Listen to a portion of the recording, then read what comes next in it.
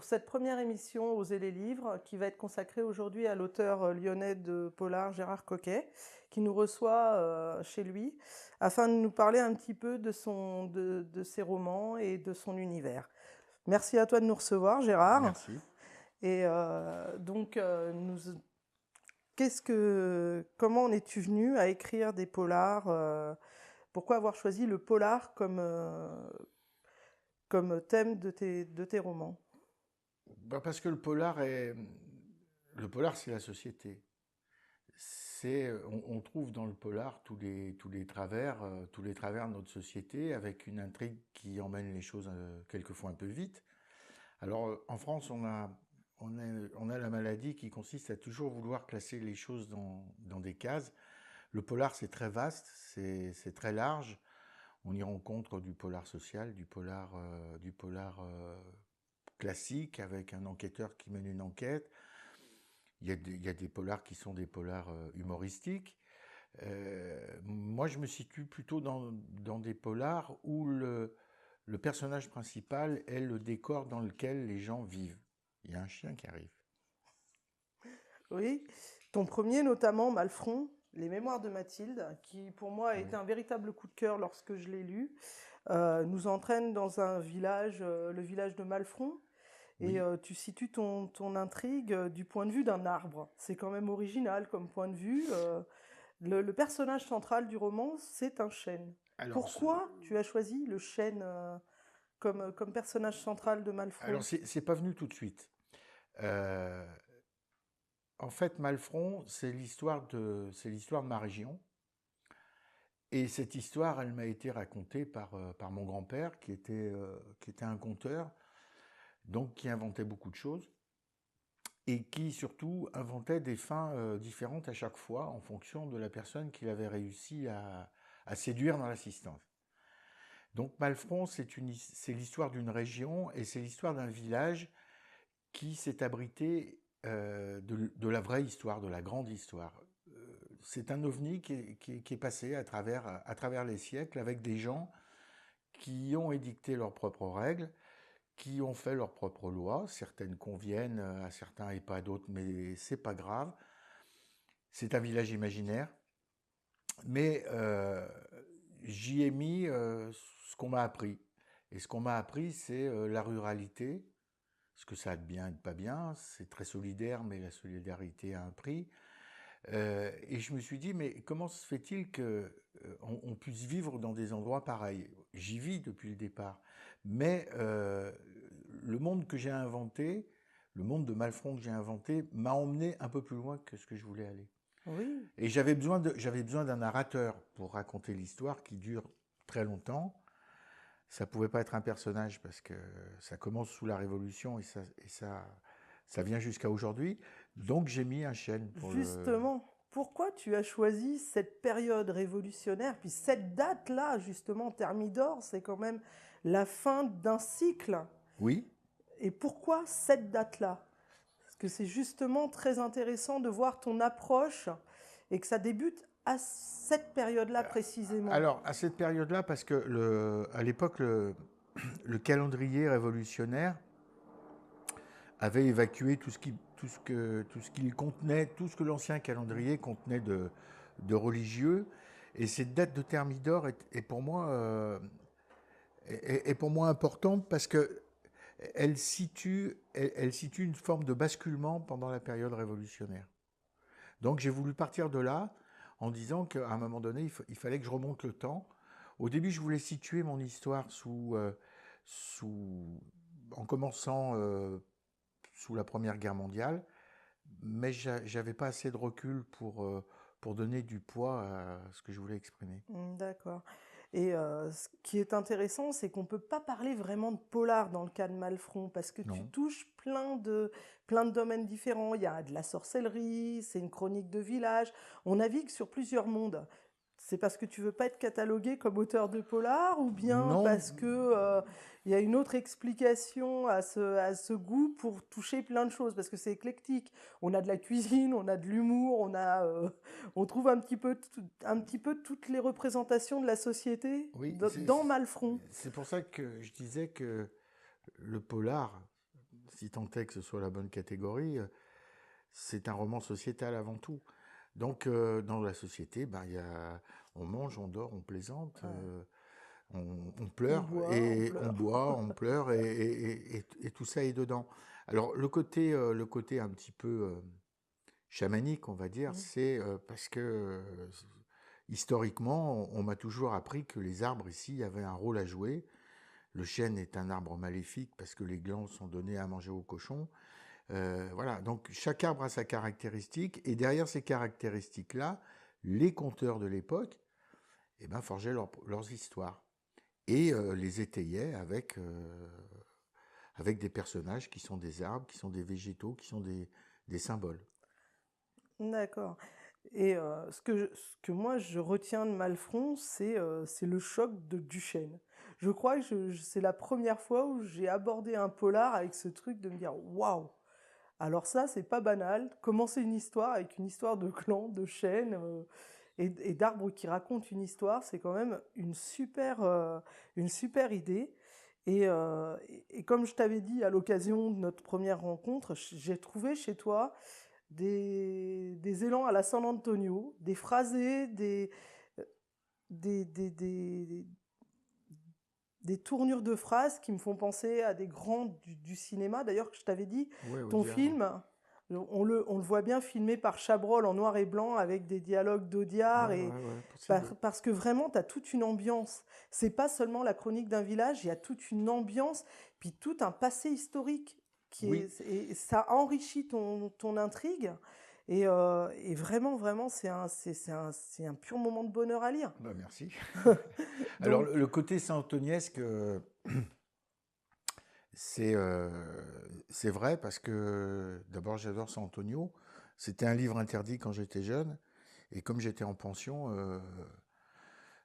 on lisait du La Guerre des Michards, ce qui était très bien, mais c'était pas très drôle, on va dire. Et j'étais pensionnaire, et sous le bureau qui se levait, on avait la possibilité de lire rapidement quelque chose. Donc, il fallait pas rester la tête trop longtemps sous le bureau, mais on pouvait oui, ça rester faisait de mauvais un genre. petit moment. Voilà. Et San Antonio convenait parfaitement à ça. Sauf que San Antonio, ça fait rire. Et on s'est fait choper plusieurs fois à rire, quoi. Donc, Bah, tout ça. j'imagine bien. Mais je trouve que un livre ne peut pas être que noir avec des personnages sombres uniquement. Il y a toujours de l'humour. Dans notre région, il y a de la moquerie, enfin, comme dans toutes les régions, il y a de la moquerie. Il y a, Ouais, mais il y a un voilà. phrasé particulier au lyonnais quand même. Il y a un patois lyonnais Oui, oui. qui donne corps quand même. Mais vous savez, les histoires de la mer Cotivet, de la montée du Gourguillon, etc., c'est des histoires drôles. Donc, le parler lyonnais est drôle. J'ai utilisé le parler lyonnais parce que comme le livre commence sous la Révolution, je ne pouvais pas utiliser le langage d'aujourd'hui Non, effectivement. pour dire c'est trop beau. Bon, donc j'ai utilisé le parler lyonnais parce qu'il il est un peu, il vient du passé, il est très imagé, il est facile à comprendre, on peut l'interpréter assez facilement. C'est pas du patois. Mm. Donc, puis j'aime bien. Donc, Ah, il y a un côté quand même vraiment patrimoine lyonnais dans oui, ton tout à fait, univers qui est tout à très fait. important, jusque dans les vins et dans les plats que tu Mhm. fais manger Ah oui, oui, à bah tes oui, oui, oui. personnages. C'est quand même très... Enfin, c'est un poulet à la crème et au mori ouais. qui est offert à un flic quand même. Ouais, c'est fort quand même. C'est fort, hein. C'était très fin. Donc ensuite, après donc les mémoires de Mathilde que je vous recommande vivement, qui est toujours publié chez Inoctavo, je crois. Ça Oui, n'a pas oui, changé oui. pour Non, non. l'instant. C'est Ça c'est le 2, ça c'est le 1. ah oui, c'est les fantômes de la Combe. Je me suis plantée. Voilà. Ouais, donc c'était celui-là, les fantômes de la Combe. Je me suis trompée dans les couvertures. Et donc voilà, c'est le diptyque de Malfron. Donc avec les fantômes de la Combe et les mémoires de Mathilde. Tu n'as pas l'intention d'écrire une suite aux mémoires de Mathilde? Peut-être, peut-être. Je suis resté 5 ans dans la combe de Malfron Hmm. pour les écrire. Euh, ça a été très, très long. C'est difficile de s'en sortir quand on s'implique comme Hmm. ça. Donc j'ai éprouvé le besoin de m'en aller. Les portes ne sont pas fermées, il peut y avoir une suite. Euh, Maintenant, il il faut apporter quelque chose de neuf, et c'est là que c'est peut-être le plus compliqué. Repartir pour faire simplement un troisième bouquin sur Malfron, il faut que ça s'accompagne de quelque chose qui soutienne le livre. C'est une intrigue qui est possible, mais que j'ai pas encore inventée. D'accord. J'y vais Donc un tu ne peu. fermes pas la porte Je ferme pas la porte, à mais un j'y vais un petit troisième peu à Malfron. reculons. Ouais, j'y vais un petit peu à D'accord. reculons. Et tes personnages, tu les as projetés comment sur ton écran à toi d'auteur? Tu les as formatés comment? Alors, Est-ce que tu t'es inspiré de personnes que tu connais dans la vraie vie ou tu as créé vraiment des personnages totalement imaginaires alors, il y a des personnes qui existent. Disons que certains personnages du roman sont, sont la résultante de plusieurs caractéristiques qui existent chez les gens réels. Mes personnages sont... je passe beaucoup de temps à créer mes personnages. Avant de commencer à écrire, j'ai besoin d'avoir les gens sous la main. D'en rajouter éventuellement, mais j'ai besoin d'avoir un minimum de personnes sous la main. C'est-à-dire, j'ai besoin de les visualiser, d'avoir une photo. Alors, si je peux me servir, par exemple, du portrait de Jean Gabin, s'il m'inspire. J'ai besoin d'avoir leur date de naissance, leurs caractéristiques principales, leurs traits de caractère, leurs tics, leur histoire, et j'ai besoin d'en connaître énormément sur eux. Donc je leur invente des choses, des parents, des enfants, des frères, des sœurs, qui serviront peut-être pas dans le livre, mais j'en ai besoin pour en connaître plus que le lecteur va en connaître sur mes personnages. Donc je passe beaucoup de temps sur les personnages, sur l'aspect psychologique. Sur l'aspect psychologique, leur façon de parler. On ne parle pas tous de la même manière. Et une femme va dire des choses qu'un homme ne dira pas et réciproquement. Ils vont déjà pas jurer de la même manière. Et si on fait pas ça, on perd en crédibilité. D'accord. Et je pense que si on veut accrocher un lecteur, bien sûr, il y a l'intrigue, l'histoire, il y a tout ça, mais il faut que les dialogues emmènent un petit peu le lecteur. Il faut que le dialogue ouvre sur quelque chose, mais il faut que le lecteur soit content qu'il y ait un dialogue. Ça arrive à beaucoup de monde de dire tiens, ça parle, ça va être du blabla, donc je saute le passage et je continue plus loin. Le dialogue doit vraiment apporter quelque chose, et le dialogue, c'est le personnage. Exactement. Je suis d'accord avec toi. Et donc, ton dernier roman, Connemara Black, qui est paru aux éditions Gigale en février, je crois. Ouais, c'est ça. Voilà.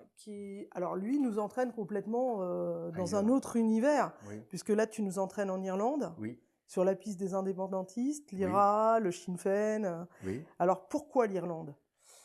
Alors, l'Irlande, parce que j'y vais depuis 20 ans. C'est mon deuxième pays.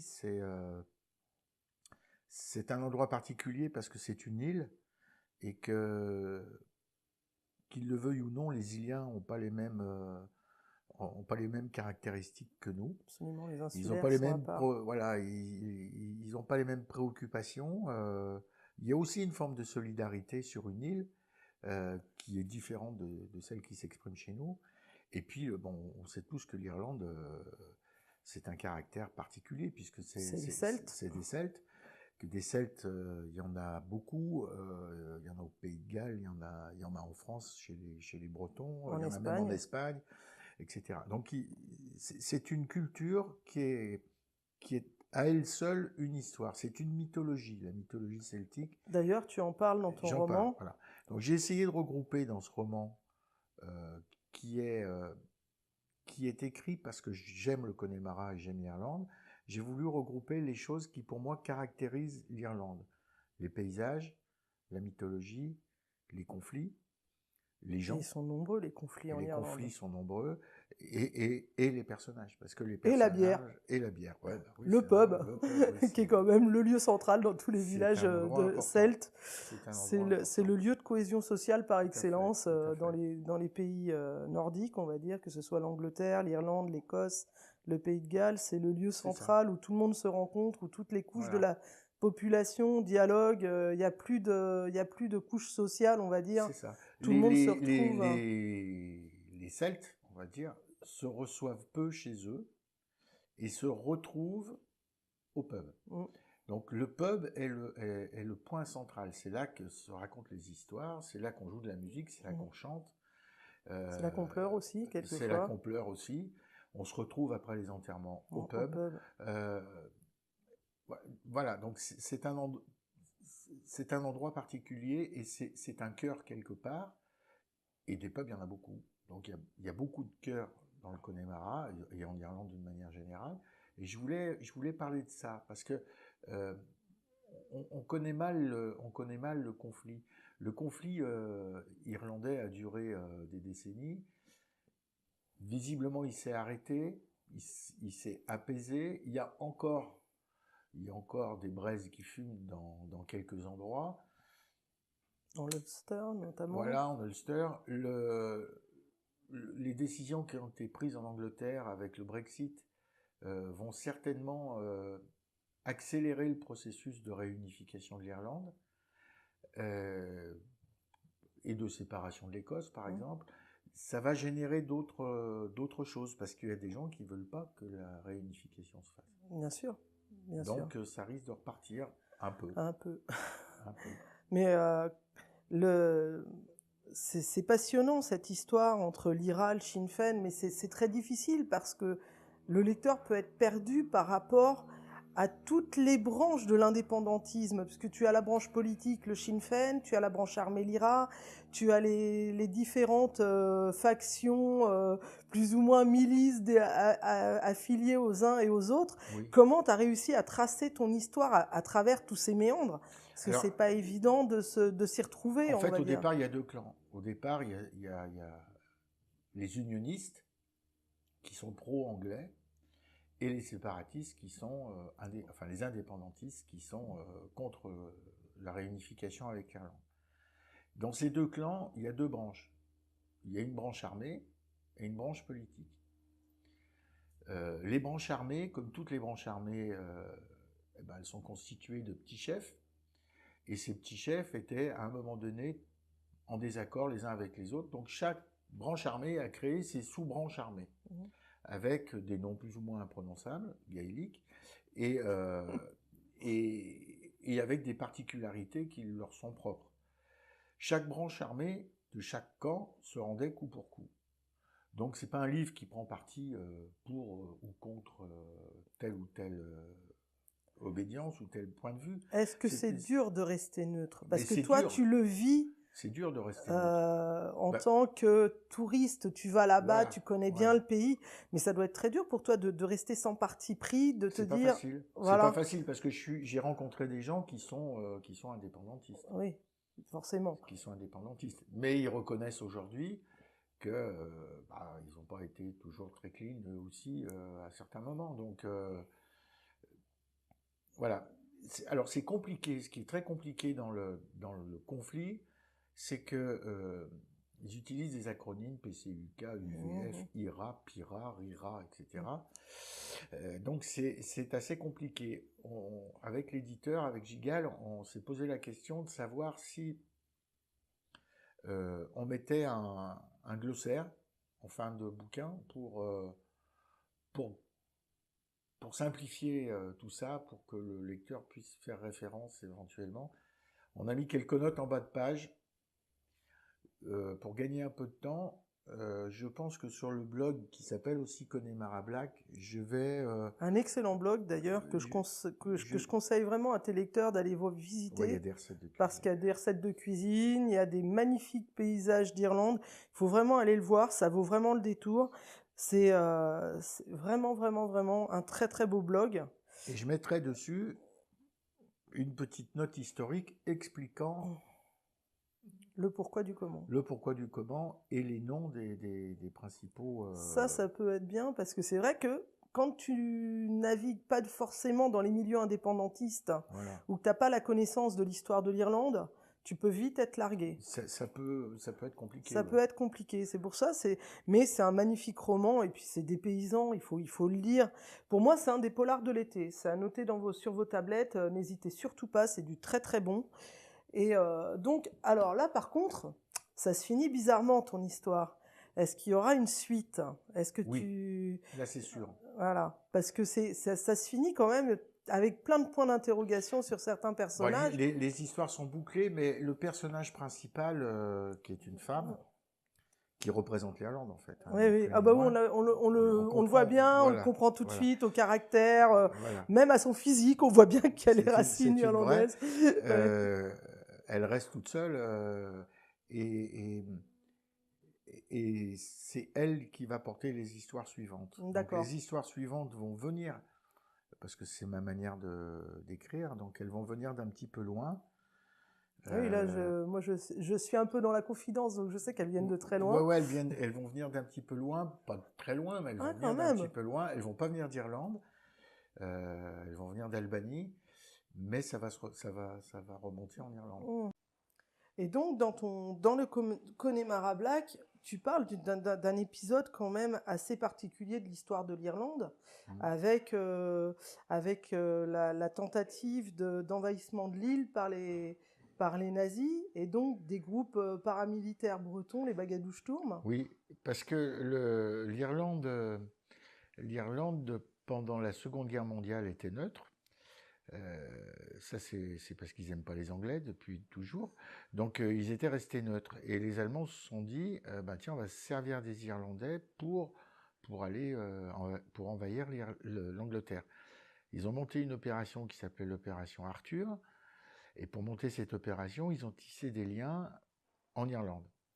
Cette opération Arthur n'a pas pu être menée à son terme parce que ils avaient beaucoup d'autres choses à faire du côté de Stalingrad.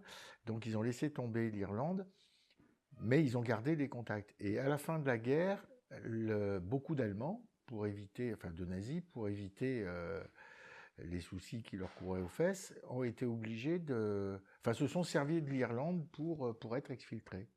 Donc les Bagadouches-Tourmes euh, ont servi d'exfiltrateurs. Les Bagadouches-Tourmes, c'est des indépendantistes bretons Mais aussi des organisations paramilitaires, je et des crois. organisations paramilitaires. Voilà.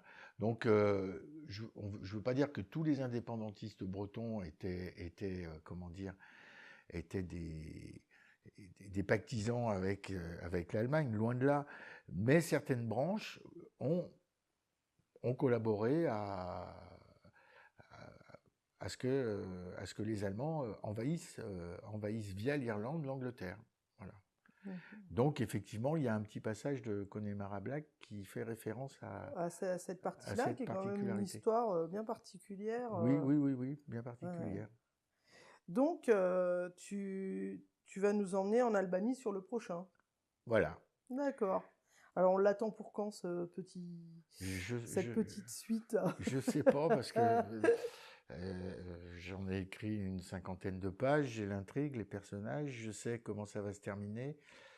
Il faut avoir un peu de temps pour s'y mettre, quoi. Faut avancer.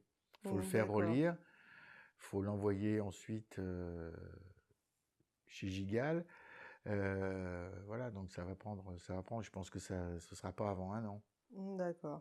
Bon, on attend avec impatience Ah bah, parce que merci. vraiment, déjà, Connemara Black, tu nous entraînes loin, donc l'Albanie, pourquoi pas. Et puis c'est original comme pays parce que c'est pas évident de trouver. Ah bah, c'est un pays qui est une histoire à lui tout seul parce que Il est c'est complètement c'est fermé. complètement fermé. C'est 3 millions d'habitants, 700 000 bunkers.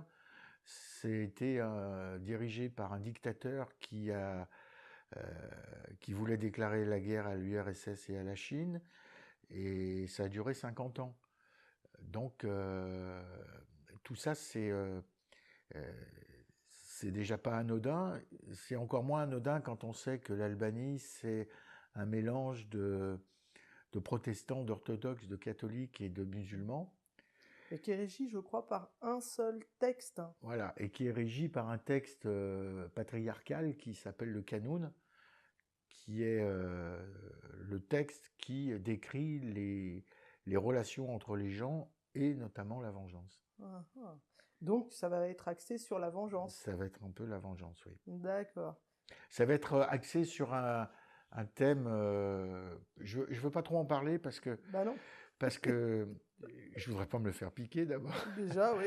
Non, mais ça va parler de l'Albanie, oui, au départ. D'accord. Et des gens qui y ont vécu et pour quelles raisons ils y sont allés, qui sont des raisons politiques, et pourquoi ils sont revenus en Irlande après. D'accord. Et donc, la dernière partie de notre émission va être consacrée au coup de cœur de l'auteur invité. Donc, pour 2017, Gérard, quelles sont tes recommandations? Ouf. Alors, le premier, c'est un livre de Stéphane Magny. Je ne sais pas si c'est exactement la prononciation, parce qu'il y a des accents dans tous les sens. Ça s'appelle Noir Océan. Alors, c'est un livre particulier parce que quand je l'ai eu entre les mains il y a quelques années de ça, c'était en grand format. Je l'ai refermé à un moment donné parce qu'il est écrit au présent en utilisant le je. Et moi, ça me bloque un petit peu ça. Finalement, je me suis remis dedans et c'est absolument exceptionnel. C'est un huis clos qui se passe sur un bateau. Ça se passe en Islande. Le point de départ, c'est l'Islande. Et le bateau quitte l'Islande et l'équipage se mutine. Sauf que le problème, c'est que les gars qui ont embarqué sur ce bateau, ils ont tous embarqué un sac à dos plein de cailloux avec eux. Et les comptes vont se régler au large. C'est un huis clos exceptionnel. Le deuxième, il est court. C'est mon libraire préféré qui me l'a recommandé. Antonio Sarabia, La femme de tes rêves. Ça se passe au Mexique. C'est un polar assez brutal qui raconte l'histoire d'une enquête menée parce qu'on a trouvé le cadavre d'une vedette de foot dans une décharge publique, enfin une partie du cadavre. Et si vous voulez visiter le Mexique, c'est un bon moyen d'y aller. Alors le jeu des 30, c'est toujours mon libraire préféré, le petit noir qui me l'a donné. J'avais acheté tellement de livres, il m'en a offert un. Il m'a dit tu devras le lire, celui-là il est exceptionnel. Et effectivement, c'est William Kotzwinkle et le titre c'est Le jeu des 30. C'est l'histoire d'un antiquaire qui est mort dans des circonstances un peu particulières parce qu'il a été piqué par un venin de serpent. Et sa fille engage un privé pour mener l'enquête. Et cette enquête va emmener le privé à jouer au jeu des 30, qui est un jeu qui avait été inventé par les Égyptiens. Celui qui gagnait allait au paradis et celui qui perdait était coupé en rondelles. Donc c'est une espèce de jeu de piste assez passionnant et bien écrit. Et puis le dernier, Fabienne Juel, Ceux qui vont mourir. Alors ça m'a laissé un petit peu pantois. Ça se passe dans le milieu gitan et c'est l'histoire d'une vieille qui a perdu son pouvoir. Et son pouvoir, c'était un pouvoir de faucheuse, c'est-à-dire qu'elle était capable de prévoir la mort des gens, sauf qu'elle n'a plus ce pouvoir-là et elle se demande qui l'a récupéré dans sa descendance. Et c'est sa petite fille qui l'a récupéré, sauf que la petite fille, c'est une jeune, elle est moderne et elle n'a pas trop envie d'être la nouvelle faucheuse parce que ça implique beaucoup de choses. C'est un livre sur la mort, bien sûr, mais c'est un livre sur la mort assez guilleret. Et c'est un super bon bouquin et très très bien écrit. Voilà, c'est les 4 bouquins qui m'ont beaucoup marqué sur cette année 2017. Bah écoute, je te remercie pour ces recommandations. Je pense que Fabienne Juel va bien me plaire. Je pense que celui-là va finir dans ma Ah biblio ouais, très vite. c'est...